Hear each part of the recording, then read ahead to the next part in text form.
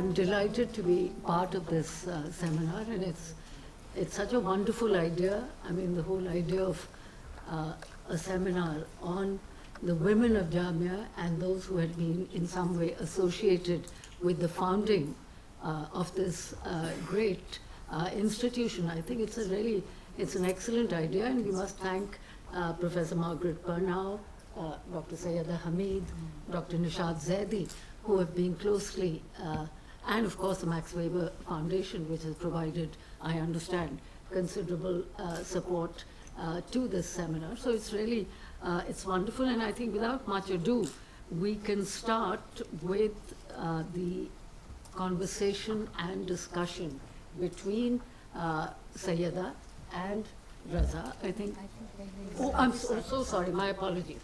We are going to start with the introduction of the seminar by Margrit Pernau and Nishat Zaidi, and they'll tell us about the seminar and what it's all about, and the concept, basically the concept, yeah.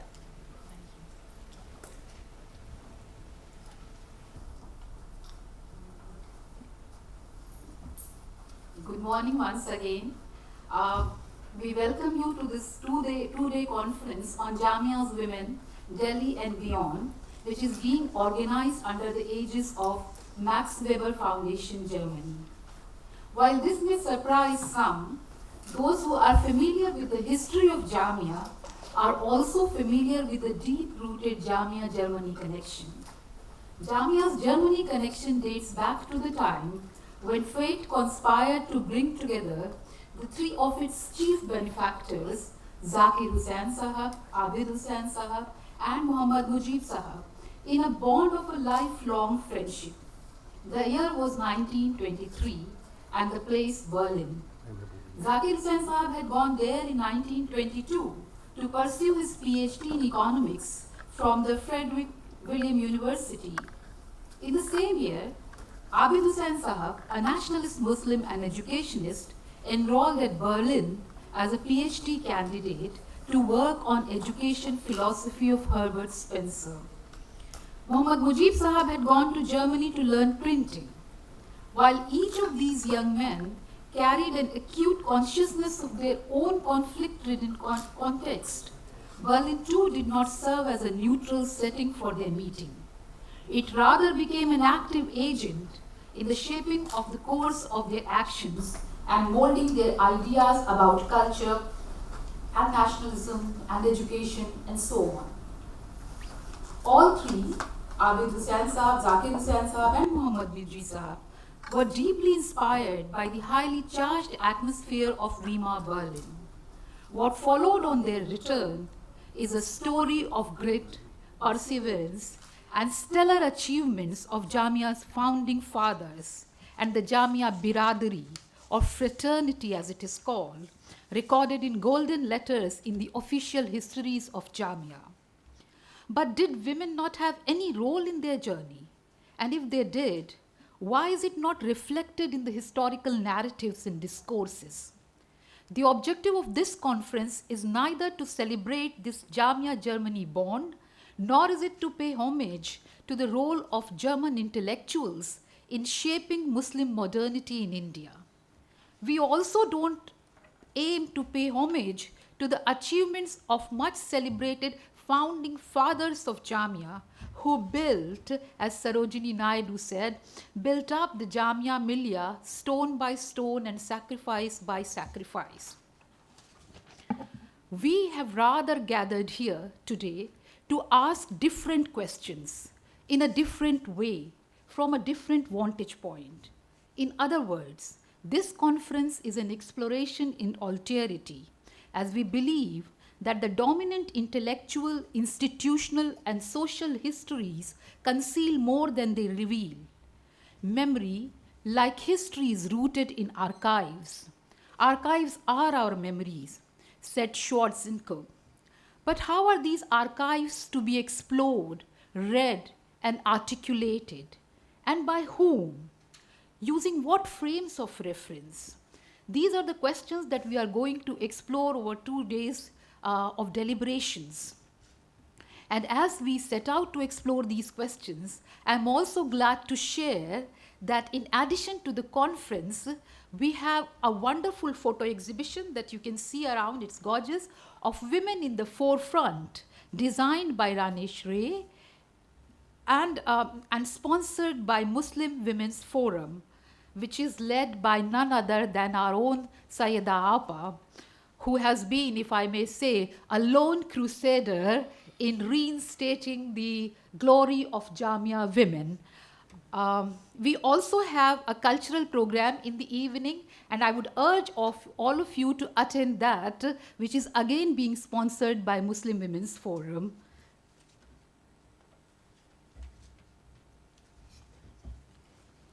It might not be inappropriate to start our exploration of the history of Jamia's women with a poem from a German author, Bert Brecht.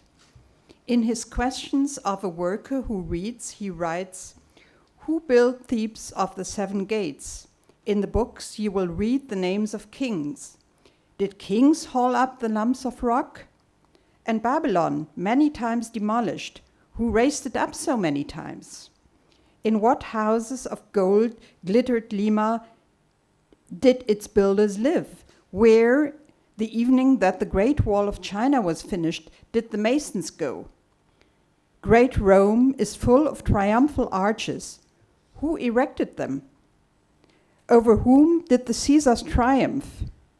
Had Byzantium, much praised in song, only palaces for its inhabitants? Even in fabled Atlantis, the night that the ocean engulfed it, the drowned still cried out for their slaves. Young Alexander conquered India. Was he alone? Caesar defeated the Gauls. Did he not even have a cook with him? Philip of Spain wept when his armada went down. Was he the only one to weep? Frederick II won the 7 Years' War. Who else won it? Every page a victory. Who cooked the feast for the victors? Every 10 years a great man. Who paid the bill? So many reports, so many questions. We might, of course, ask these questions to bring in the forgotten subalterns of Jamia, those who were celebrated during the Qomi Hafta, when students and teachers took over the menial tasks for a day, but who kept the institution running for the remaining 364 days. But this would be a different conference, one we certainly should have one day. Today, we are translating Brecht's poem into Questions of a Woman Who Reads. It is Dr. Saida Hamid who for a long time was the lonely woman who reads and who asked again and again that the women may not be forgotten in their contribution to the history of Jamia. It was a long way from the initial incredulity. Were there even women who were important? Did they do anything meaningful? Did they leave sources so that their contributions and voices can be recovered? To this conference, where we have 10 presentations focusing on women from Jamia, and another 4 helping us to place them in the larger context, which is something that perhaps even a year ago no one would have thought possible. What might the poem sound like if we translate it into the history of Jamia? As we all know, Jamia was founded in Aligarh in October 1920. Gandhi had issued his call for non-cooperation in the educational sector. Muhammad Ali tried to capture Aligarh's board of trustees. Together they traveled to Aligarh to speak to the students and teachers. Already then, it was young Zakir Hussain who pointed out that the students needed an alternative if they left the college. The inauguration of Aligarh's mosque brought together many of the prominent Muslim leaders of the non-cooperation movement. A few days later, a procession of students and teachers left the college to start a new school in tents and poverty. Where were the women? We know of the existence of Bi Amma and Amjadi Banu Begum, the mother and wife of Muhammad Ali, and their role in fundraising and in involving Muslim women in the movement. Did they remain silent and do nothing for Jamia? So for the students who are in the room, wherever I have these question marks, you can translate them into PhD topics for the future if you're still looking for a topic. Good idea. Good idea. In spite of the poverty, Jamia quickly institutionalized. There was a primary and a secondary school as well as a college. Teaching proceeded according to new curricula, even if much needed to be improvised, because teachers and students also were involved in the national movement and traveled wherever they were needed, sometimes ending up in prison instead of the classroom. We tend to focus on the intellectual side of teaching, but no teaching could happen unless the teachers and the students were housed and fed. Where were the women? We know from Abdul Ghafar Mudoli's memoirs that Begum Khurshid Raja, the wife of Raja Abdul Majid, the Sheikh al-Jamia, was not only present, but a presence on the campus. What was her contribution? Who were the other women who kept Jamia running, especially once Gandhi had called off non-cooperation, Turkey had abolished the Khilafat, and the money from the Khilafat committee was no longer coming forth? Where were the women? Meanwhile, Zakir Hussain, Abid Hussain, and Muhammad Mujib had met in Berlin, where they pursued their studies. We know how Chatto, Sarojini Naidu's brother, took care of the Indian students in Berlin. We know about their professors. We know about their interactions with Willem Schwaner, their landlord. We know how the young men were affected by the news that Jamia was in trouble and might have to close down. We know how they decided to devote their life to Jamia and how they met up with Hakim Ajmal Khan and Dr. Ansari in Paris and Vienna, and pleaded for a chance to put the knowledge they had acquired in Germany at the service of Jamia. But again, was that only a male environment? Who helped them navigate the unfamiliar environment? Who introduced them to their German interlocutors? With whom did they explore German cultural events? It is not only Gerda Philipsborn, Apajan, who has received some interest in the last years, but also Chatto's partner, Agnes Smedley, who organized the support system for the students. Sarojini Naidu's younger sister, Suhashini, whose parties established contacts between Indians and Germans, and Schwaner's daughter, Annelie, from whom they received their first introduction to German classical music, who discussed literature with them, and who kept up the correspondence for many years once the students had returned to positions of responsibility in Delhi. But we tend to forget about all these women. Meanwhile, Jamia had moved to Delhi and relocated to Karol Bagh in 1925. Not the nicest part of town at this moment in time. We hear about Hakim Ajmal Khan's work as Amir-e-Jamia. We know about the returning young men taking over the leadership of the institution, and we read about their fundraising missions and about their ideas on how to implement a new form of pedagogy. We hear about the development of a Jamia Biradari, an emotional community which had an ethos of its own. But did the Biradari consist only of brothers?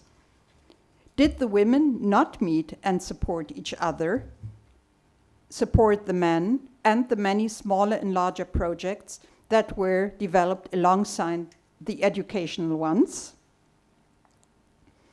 In 1935, Jamia was on the move again, this time to what was to become the new and permanent campus in Okla, a compromise between relocating Jamia to a village and keeping the students closer to the Muslim urban culture of Delhi. Until the new buildings were ready, much shifting between Karol Bagh and Okla and continuous improvisation was needed. We know the story of how Jamia started to grow beyond its physical limits and influence the educational discourse of the nation. The articles and speeches of the men have been preserved and can be found on Rechta, together with their literary endeavors. Were the women silent when the question of how to educate the young was debated? Were they not part of the Muslim women's reform movement, which, as Gail Minot has so wonderfully worked out, in a first generation had women reading and writing before their daughters took to social and political work? Jamia's women did not only read, they increasingly took to the public sphere by writing, in increasing numbers as contributors to Jamia's children's magazine Payam-e-Ta'lim, as well as authors of novels and short stories, like Asifa Mujib and Saliha Abid Hussein, on whom we will be hearing more in a moment. They took up the challenge to help women from the lower classes, taking a crucial role in setting up the Balak-Mata centers, like Siddiqa Kitwai. Gada, who had joined Jamia in the meanwhile and had become everyone's Abajan, had laid the first foundations of a kindergarten, but it was Mushir Fatima who converted it into a regular and growing institution.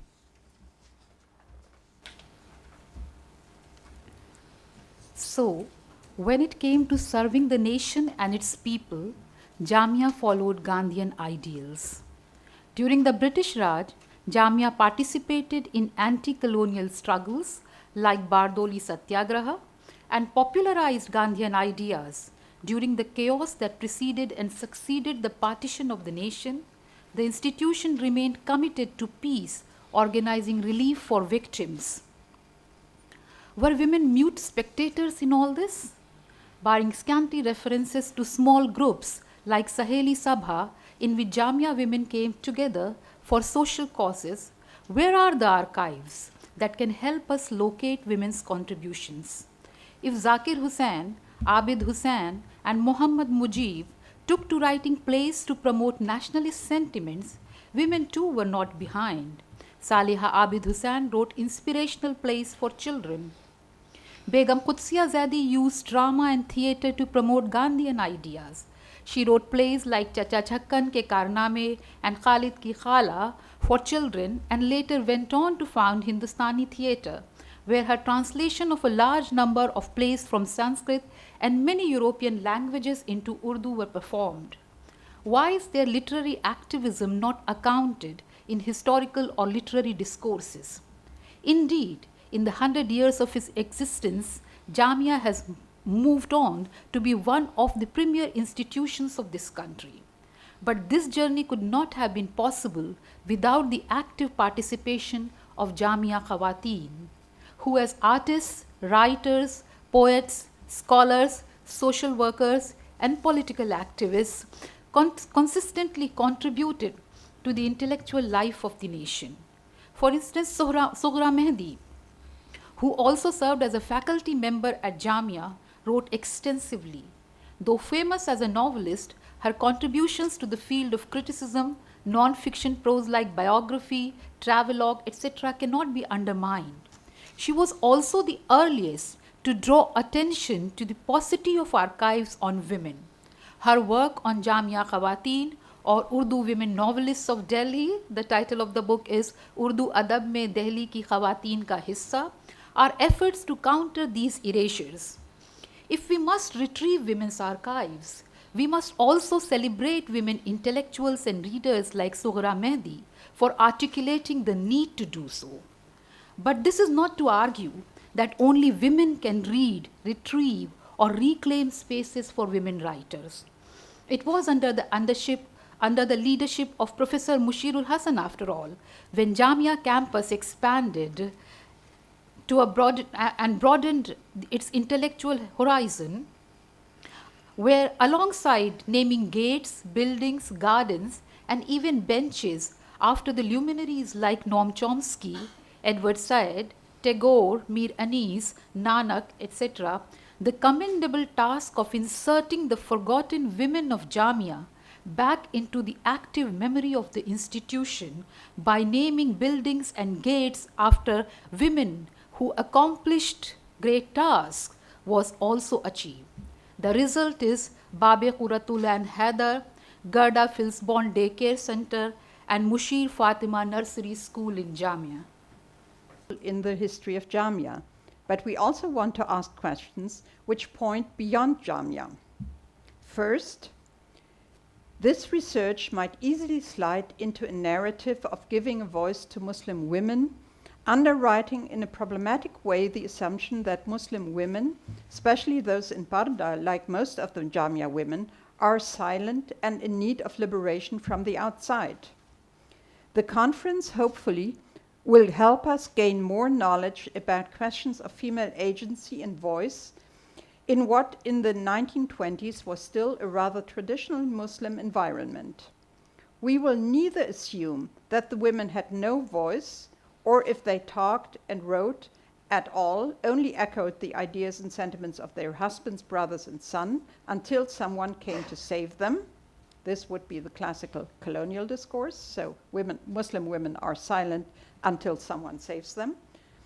Nor can we suppose that their voices can be recovered in any unproblematic way, as if there is an Islamic feminism buried beneath the veil, which we only have to uncover. A complex debate on that topic followed the publication of Saba Mahmoud's work on politics of piety in Egypt. Asia Alam's recent book has shown that women did argue with and against the male program of reforming them. This, however, does not mean that all of them did so. So not everyone argued against the male ideas. Some agreed with them. It also does not mean that there were no areas of consent where the women shared the agenda more publicly advocated by the men. Secondly, even a cursory glance at the sheer range and volume of literary output of Muslim women in the early 20th century is enough to amaze one at the sharp gap between reality and representation. Their writings included journal articles, novels, short stories, travel writings, memoirs, diaries, books of etiquettes, housekeeping manuals, and so on. For instance, Abbasi Begum, I'm just giving a few names, but as we have scholars here whom you're going to hear in today's seminar speak about these extraordinary women who contributed in the public sphere, you will know why, and you will ask why we have not talked about these women for so long. For example, Abbasi Begum, who wrote Zohra Begum, the title of the book is Zohra Begum, Akbari Begum, who wrote the famous novel Gudar Ka Lal, Nazar Sajjad Haidar, who published so many novels, Hijab Imtiaz Ali, Sughra Humayun Mirza, about whom you're going to hear tomorrow, Saliha Abid Hussain, and so many others, whose prolific writings appeared in women's and children's magazines, journals, and periodicals like Tehzeeb-e-Niswa, Ismat, Phool, Qadima, etc. Yet literary historiographies, like political histories, have mostly chosen to ignore the contributions of women authors in general, but Muslim women authors in particular, most of whom do not find any mention even in compendiums like Suzi Tharu and K. Lalita edited 2-volume Women Writing in India. Barring a few exceptions like Jessica Berman's Modernist Commitments or works of Asia Alam or even Nazia Akhtar, who is present here, such biases have continued. Scores of writings produced by these women have been dismissed as inferior, plain, sentimental, or even romantic or genre writing. Literary canons of almost all languages, including Urdu, have shied away from including women's writings in their mainstream narrative, and literary historiographies have continued to privilege the grand narratives and dominant voices over the subaltern, marginalized voices of minorities, Dalits, and also small personal voices of Muslim women writers. The unavailability of women's writings and their persistent disregard by publishers, critics, and scholars is clearly what Teresa Hebel calls disfigurement of India's multivocal history. Amitav Ghosh says the only people for whom we can even begin to imagine properly human, individual existences are the people who had the power to inscribe themselves physically upon time. One reason why history and literary historiographies have failed to inscribe the contributions of Jamia's women or other Muslim women intellectuals, activists, and writers is possibly because many of these women never assumed designations that indicate power. Hence, to read and to reclaim the positions that these women deserve, we need to ask a different set of questions, propose a different paradigm of interpretation, the one that is not beholden to the narrative of power and authority for assertion and validation of women's agency and subjectivity, as we hope that in the papers in this two-day conference are going to do.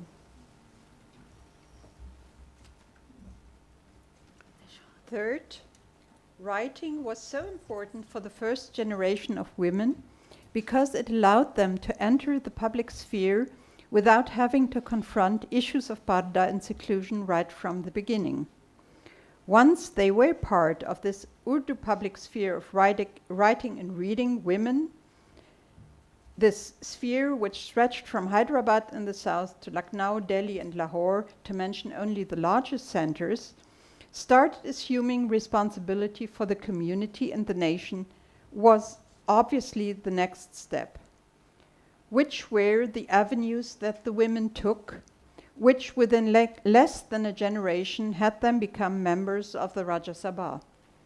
How did they use the specifically female characteristics ascribed to them, their motherliness or their greater ability to emote and feel compassion, in order to carve out a place their male relatives could not fill, or could not fill as well as they did? So which were the arguments they used? How did they use the gendered structures to claim Parda women needed female teachers, female doctors, female lawyers, and female social workers? How does gender intersect with class in this relation? Very important for Jamia as well. This conference is an experiment in bringing together two different kinds of knowledge. We are very happy that a number of representatives of the Jamia families have agreed to present memories of their mothers, aunts, grandmothers, often backed up by access to private papers still preserved in the families. Theirs is a knowledge embedded in the history of the families. It is validated by the effective connection to the subject that they are talking about. As Goethe so succinctly put it, we only understand what we love. This approach can add research to memory, reading letters or diaries and comparing one's own memories to the memories of other people living at the same time as the women or remembering them now. The frame into which this research is integrated remains the frame constituted by the effective connection, by having grown up in their presence, breathed the same air and lived in the same environment in which they also breathed and lived. This knowledge is very important, more than historians often realize. Because unless we preserve it now, it will be lost in the future. But there's also a second form of knowledge, and we're equally happy that a number of excellent scholars have taken up our invitation and dug deep into what for some of them was a familiar research topic and for some of them was new territory. The questions they will be asking will come from a different but equally important perspective. They come from literary studies, gender history, the history of education, and they bring with them knowledge about current debates and approaches, new questions to ask to the sources, and a new methodology on how to read and interpret them. These two knowledges cannot always be neatly mapped onto each other, but we are very confident that rather than brushing off the contribution of the other side, the twain will meet and come together fruitfully over the next 2 days. That's it. Thank you. Thank you very much for this very rich and excellent introduction. I think we are really well informed about the concerns of the seminar, and you've raised a number of very, very important issues that I think will be examined in the course of these 2 days.